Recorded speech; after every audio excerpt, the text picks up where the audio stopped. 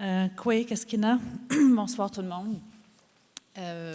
Je vais demeurer assise parce que j'ai besoin de regarder l'écran devant moi et non pas derrière. Et je n'ai pas ma présentation sur papier. J'ai voulu être écologique. Non, c'est pas vrai. J'ai oublié de l'imprimer. Alors, vous allez devoir m'endurer assise. Sorry. Avant de débuter, j'ajouterais peut-être un petit élément à la courte biographie qu'on me fait au début. Je suis originaire de la communauté Atikamekw de Wemontachie, oui, mais j'ai aussi passé une partie de mon enfance au Collège Manitou, qui a été au Québec la première université et collège autochtone. Je dis au Québec, mais je crois même que c'est au Canada à l'époque, dans les années 70. Ma famille avons passé plusieurs années dans cette région-là et ça explique peut-être la vocation que je me suis donnée un peu plus tard que de m'intégrer pas m'intégrer, mais m'intéresser au milieu universitaire, si vous voulez. Un jour, je suis au cégep à Québec et je feuillete un livre à la bibliothèque pour une recherche que j'ai à faire. Et c'est un livre qui porte sur le peuple Atikamekw. Et je reconnais peu de choses. Je n'arrive pas à reconnaître le peuple d'où je viens dans cet ouvrage-là. Et ça m'avait un peu choquée à l'époque. En tournant les pages, en plus, je trouve une photo de mes grands-parents prise de dos. Et j'ai amené le livre à la maison quand je suis allée dans ma communauté pour un week-end. Et évidemment, mes grands-parents étaient surpris de voir cette photo-là, n'avaient jamais donné leur consentement pour ce faire. Et j'ai trouvé ça très choquant. Les années ont suivi et un jour, j'arrive à la même maison. Ma cocoum, ma grand-mère, était un peu fâchée et je ne comprenais pas pourquoi. Et elle me dit, je suis en train de faire au Sequan-Minish dehors, ça veut dire de la pâte de bleuet à l'extérieur. C'est un très dur travail, très long. Et il y a des gens qui sont arrivés, puis ils m'ont photographié, puis je ne voulais pas, puis ils l'ont fait pareil, puis ils sont partis. Alors, je n'ai pas retrouvé ces personnes-là, malheureusement. J'ai avisé quand même que certaines personnes, que peut-être qu'il y a des gens qui se promènent avec des caméras dans la communauté et qui se permettent d'agir de la sorte. C'est des anecdotes, vous allez me dire, des petits événements, mais quand même, ça a teinté ma perception, ma perception de la recherche des chercheurs. Et ça l'a fait en sorte que quelques années plus tard, je me retrouve à travailler pour l'Assemblée des Premières Nations du Québec et du Labrador. Et j'entends des chefs en réunion dire « c'est assez ». Nous, on a fermé nos portes aux chercheurs. Ils rentrent chez nous, ils collectent des informations et s'en vont sans nous retourner quoi que ce soit, sans nous demander de permission, et ça suffit. Alors, il n'y en a plus un qui met les pieds chez nous.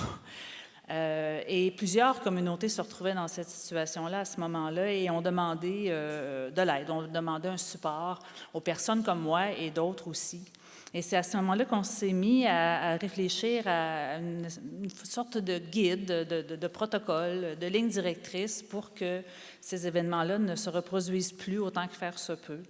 Autant pour les chercheurs avant d'agir de la sorte que les gens dans les communautés qui ont le droit de dire non, qui ont le droit d'imposer leurs conditions, puis qui ont le droit d'avoir un projet de recherche qui les concerne en premier lieu, aussi respectueux qu'ils le devraient. Alors, c'est dans cet esprit-là que différents outils ont été élaborés, auxquels j'ai eu le bonheur de participer.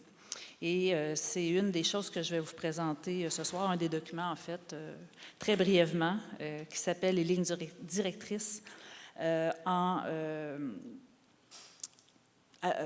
ligne directrice pour la recherche avec les femmes autochtones. » Voilà, j'avais un autre titre en tête pour une seconde.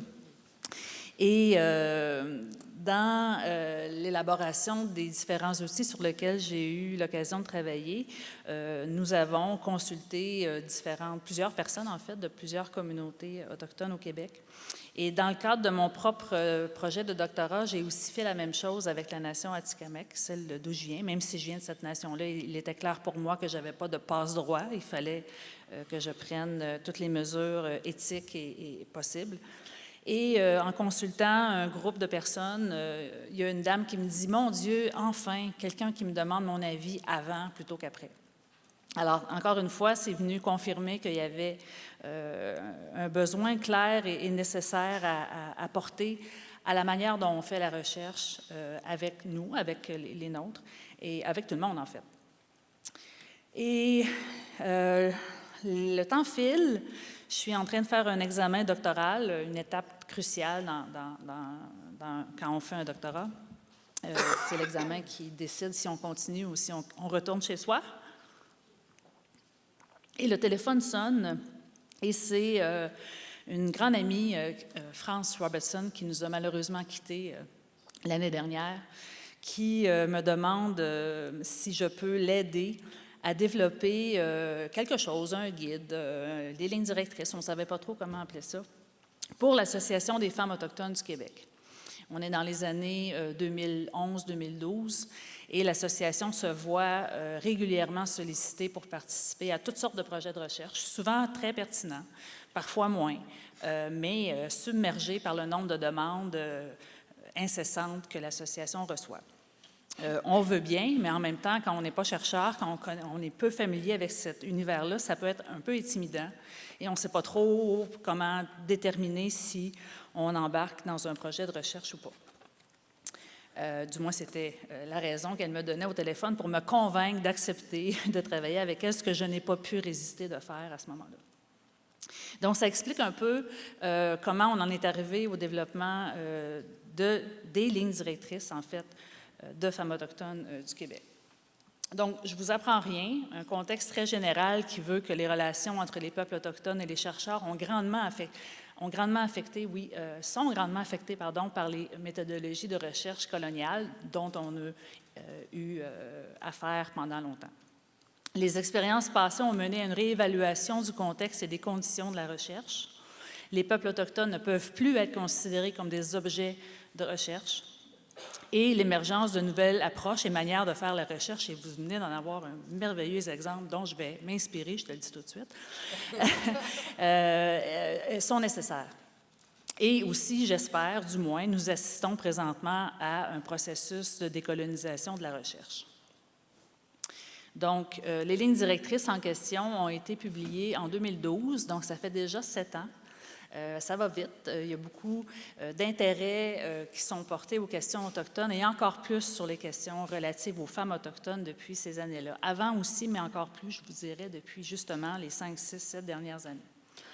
Alors, on sait que ces lignes directrices ont été appréciées surtout par Femmes autochtones du Québec qui avaient au moins quelque chose en main pour dire à la prochain ou aux prochains chercheurs qui arrivent, bien, lisez ça avant, là, puis revenez avec un projet qui peut correspondre à ces aspirations-là. Donc, je vous l'ai dit, FAC est toujours aujourd'hui régulièrement sollicitée. Elle veut aussi promouvoir une recherche respectueuse, un processus rigoureux et des résultats pertinents, parce que les premières à pouvoir utiliser les résultats de la recherche, ce sont bien, dans ce cas-ci, FAC, mais aussi toutes sortes de regroupements, d'organisations autochtones, de personnes, etc. Donc, ces lignes directrices-là ont été élaborées d'abord pour les femmes autochtones, pour les membres et les employés de l'association, mais aussi pour les décideurs et gestionnaires des communautés et les chercheurs. Donc, on a essayé de faire en sorte qu'ils puissent s'adresser à tous. C'est un document qui propose le contexte de la recherche qui explique en fait un contexte de la recherche avec les femmes autochtones, qui présente les outils existants et les principes qu'on appelle les principes PCAP, de propriété, de contrôle, d'accès et de possession des données de recherche, et aussi d'autres principes qui existent, bien sûr. Ce document présente aussi des modalités de recherche idéales et aussi une liste de vérification, une espèce de checklist qui permet de vérifier si un projet correspond à nos besoins, à nos aspirations. Évidemment aussi des références qui ont servi à l'élaboration des lignes.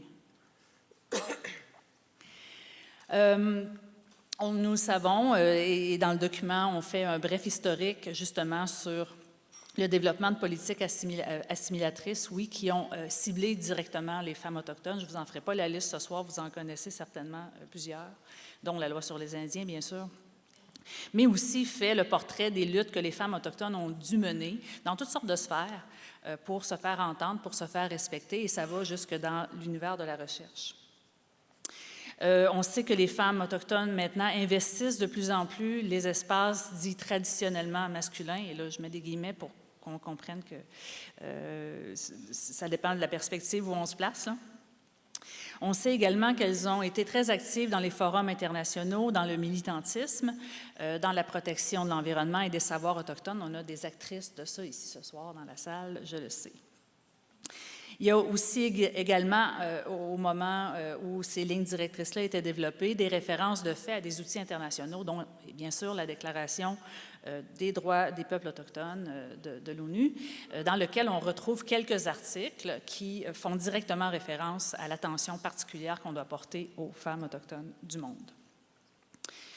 Également, il est important que les chercheurs comprennent que les femmes ont des savoirs spécifiques et que ces savoirs-là nécessitent une représentation équitable dans les projets de recherche, évidemment selon le sujet sur lequel on travaille. Et pour illustrer ça, les travaux de Deborah McGregor, qui est une femme Ojibwe, nous ont aidés. Elle dit, entre autres, « Sans la part égale des femmes, les aînés ont pu donner seulement la moitié des connaissances disponibles. » Et dans ce cas-ci, on parle de plusieurs projets de recherche qui portent sur l'eau, l'importance de l'eau et le rôle de protection que les peuples autochtones ont particulièrement avec cette matière essentielle qui est l'eau. Elle souligne également qu'une juste contribution des femmes à la recherche, dont les savoirs sont essentiels, est une vision holistique du monde. Donc, on ne peut pas se priver de ce que les femmes ont à apporter sur une panoplie de sujets, dont les questions environnementales. Il faut participer aussi à une réappropriation des savoirs, je m'excuse, il manque un S, je suis désolée, et à la décolonisation de la manière de mener les collectes de données et les recherches en général. Il doit y avoir une prise en compte du contexte culturel. On ne travaille pas avec les femmes inuites comme on travaille avec les femmes Anishinaabe ou Haïda, par exemple. Chacun de ces peuples ont leurs particularités et c'est extrêmement important de les respecter. Les femmes ont longtemps été absentes de la recherche. On a souvent généralisé des résultats de recherche à l'ensemble d'une nation ou d'une communauté sans souvent n'en interviewer aucune.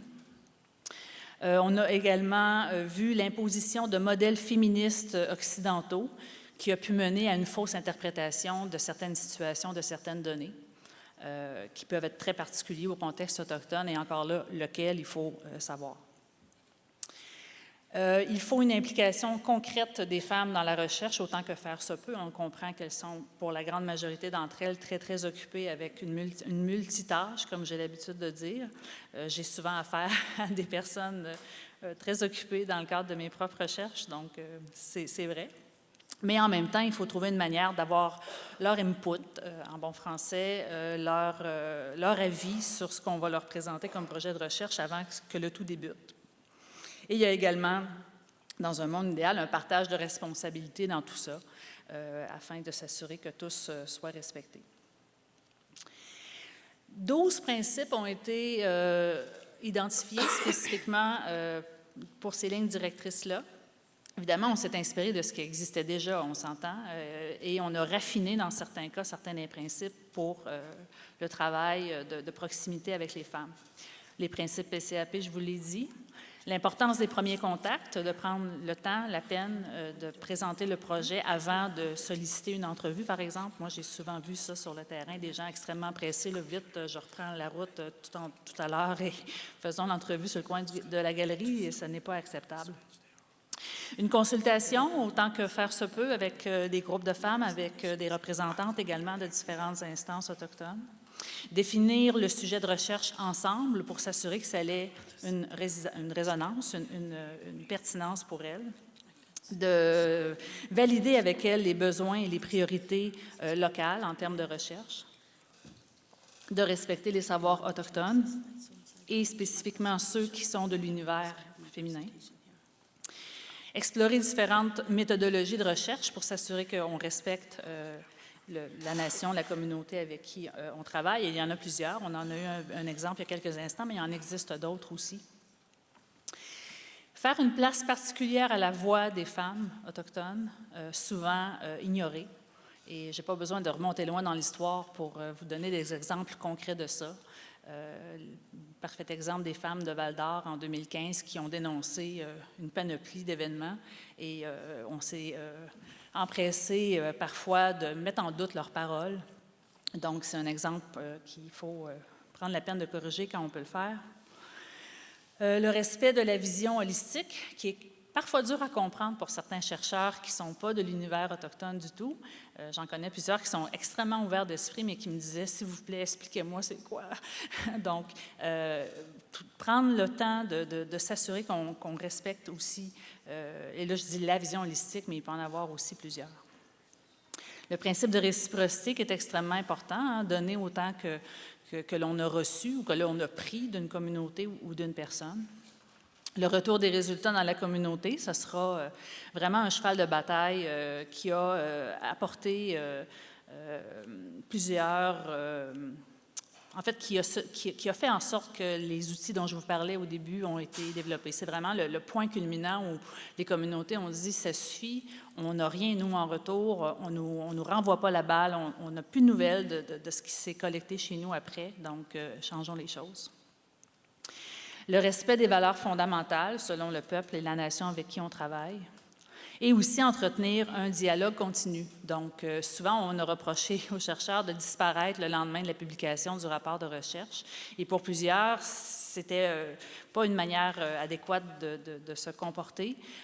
On veut que le dialogue continue et que peut-être les résultats de recherche puissent apporter autre chose, puissent amener les causes, les revendications, les dossiers autochtones plus loin encore.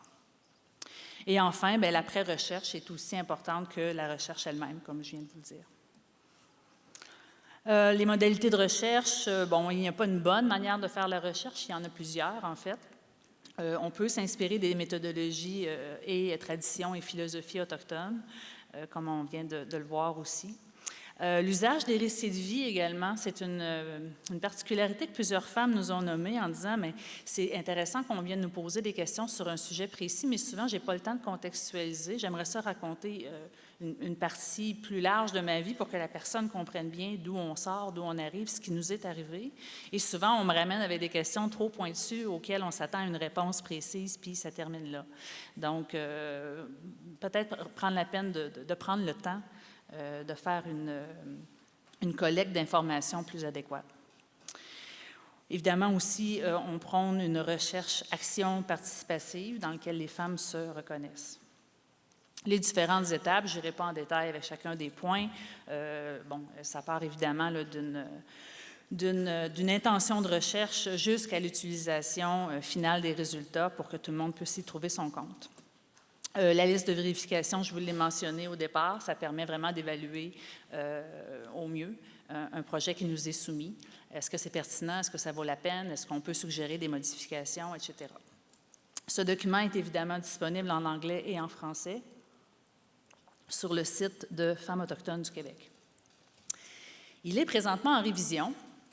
Après 7 années, j'ai remarqué, ainsi que des collègues à moi, que quand même plusieurs projets de recherche ont pu s'en inspirer, ont pu se servir plutôt de ces lignes directrices-là et on trouvait intéressant de faire une nouvelle mouture de ces lignes directrices-là afin d'y incorporer, entre autres, des exemples de bonnes pratiques. Donc, s'appuyer sur des projets qui ont été faits depuis et démontrer que, oui, ça peut marcher, que ça peut apporter un plus.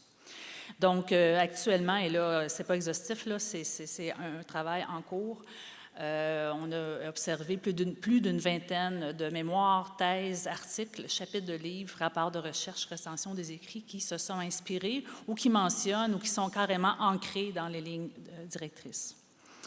On remarque en fait une application très concrète des principes avec des exemples très descriptifs, si vous voulez. Soit intégralement ou en partie, parce qu'il peut arriver qu'un projet de recherche ne puisse pas s'appuyer sur les 12 principes que je vous ai présentés. Ça se peut que pour un projet, on ait besoin que de 10 ou que de 9 principes. Ce n'est pas une Bible non plus, ce n'est pas une loi. C'est des suggestions, des fortes suggestions, mais quand même. Également, l'intégration en partie ou intégralement des principes et des étapes suggérées.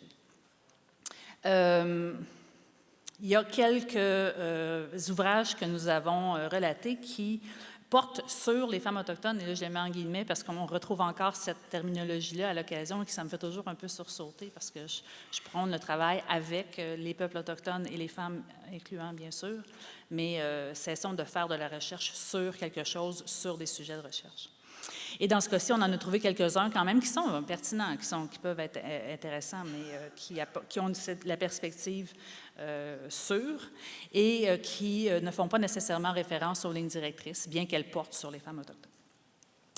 La tendance qu'on a observée, c'est que elles sont, les lignes directrices, principalement utilisées par des étudiants, étudiantes souvent, à l'heure où on se parle, un peu moins par chercheurs, professeurs, etc., ou organisations. Donc, c'est un constat que nous sommes en train de faire. Je remercie en passant une de mes étudiantes au doctorat qui est ici ce soir, donc Cindy Wild, qui travaille avec moi sur la répertoriation de ce qu'on peut trouver, à quoi les lignes directrices ont pu concrètement servir. Voilà. Je vous l'ai dit en début de présentation, dans le cadre du doctorat en sciences de l'environnement que j'ai fait et que j'ai terminé en fait en 2017. Évidemment, je me suis inspirée quand même très concrètement des lignes directrices qui elles-mêmes sont inspirées d'un examen doctoral que j'ai réalisé. Et ça l'a fait en sorte qu'une fois devenue professeure, on m'a grandement sollicité pour plusieurs projets de recherche, évidemment, portant sur les enjeux femmes et autochtones. Et j'ai mis en place un laboratoire de recherche sur les enjeux relatifs aux femmes autochtones, Miquadio, à l'UQAT, à l'université où je travaille. Et juste pour vous donner un exemple, des exemples en fait encore plus concrets de ce à quoi je m'acharne ces temps-ci et sur lesquels, surtout, je m'investis à appliquer les lignes directrices en question. Donc, un premier projet de recherche que nous terminons très bientôt avec la collaboration de Linda à l'Association des femmes CRI, qui porte sur la gouvernance traditionnelle des femmes CRI et de leur place dans un programme de sécurité du revenu qui existe dans la Convention de la baie James. Un autre projet de recherche qui porte sur la consolidation du lien au territoire des femmes autochtones par la grossesse et l'accouchement.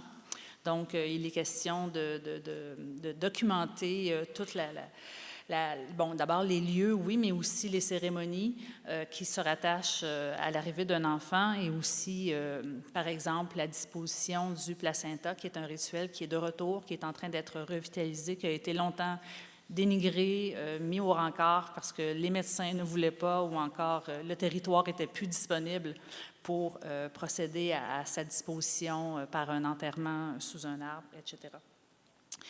Rattaché à ça, il y a présentement un projet de recherche qui se dessine sur les stérilisations forcées des femmes autochtones. Nous savons qu'il y en a eu évidemment plusieurs centaines, pour ne pas dire des milliers, dans l'ensemble du pays. Officiellement au Québec, il n'y en aurait pas eu, et là je parle au conditionnel parce que malheureusement il n'y a pas encore eu de recherche qui porte sur le sujet bien précis ou présentement qui ont été terminées, disons ça comme ça. Et c'est une des demandes qu'on a reçues par des femmes qui ont personnellement à moi ou à des collègues témoigner du fait qu'elles auraient été stérilisées. Donc, on soupçonne qu'il y en aurait eu au Québec également.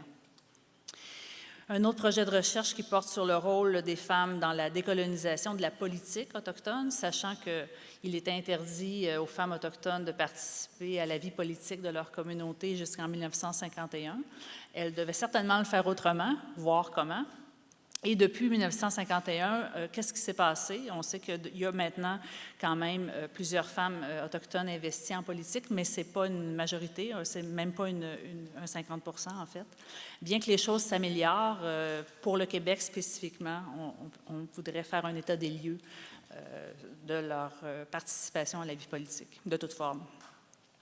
Également, la mise en place d'un réseau de femmes autochtones en environnement.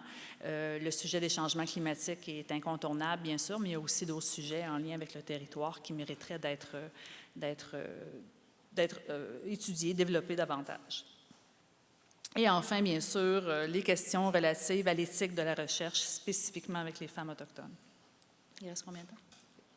5 minutes. Il me reste 5 minutes. Je vais, vu qu'il me reste quelques minutes, je vais juste continuer sur un des projets que j'ai sélectionné ici pour juste vous le démontrer un petit peu plus. Si je reviens à celui qui porte sur la consolidation du lien au territoire par la grossesse et l'accouchement, bien, le but, en fait, c'est de jeter un nouvel éclairage sur le rôle des femmes autochtones dans la gouvernance de leur santé et de leur nation. La consolidation du lien au territoire des femmes autochtones par la grossesse et l'accouchement, c'est une des dimensions les plus occultées des réalités des peuples autochtones. J'ai cherché, là, vous ne pouvez pas imaginer, dans toutes les langues possibles, un peu de littérature sur le sujet, mais c'est extrêmement mince. C'est un sujet aussi, comme je viens de le dire, très peu documenté, qui suscite un très vif intérêt chez les femmes autochtones quand j'en parle à différents groupes que je consulte sur le sujet. Régulièrement, j'ai droit à des témoignages presque entiers là, d'histoires relatives à ça. Et aussi, évidemment, ça suscite un intérêt également chez les chercheurs impliqués. Je ne suis pas toute seule à travailler là-dedans.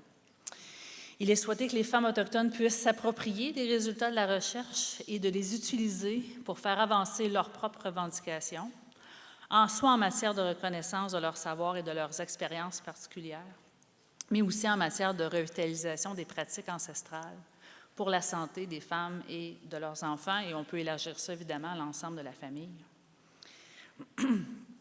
Ça l'a émané en fait de la thèse de doctorat dont je vous ai parlé. Pour les femmes atikamekw que j'ai interviewées, les grossesses et les accouchements étaient de puissants marqueurs spatio-temporels, consolidant ainsi le lien au territoire des femmes autochtones et de leurs enfants. En fait, plusieurs des femmes aînées me racontaient leur parcours de vie sur le territoire par les accouchements qu'elles y ont eus.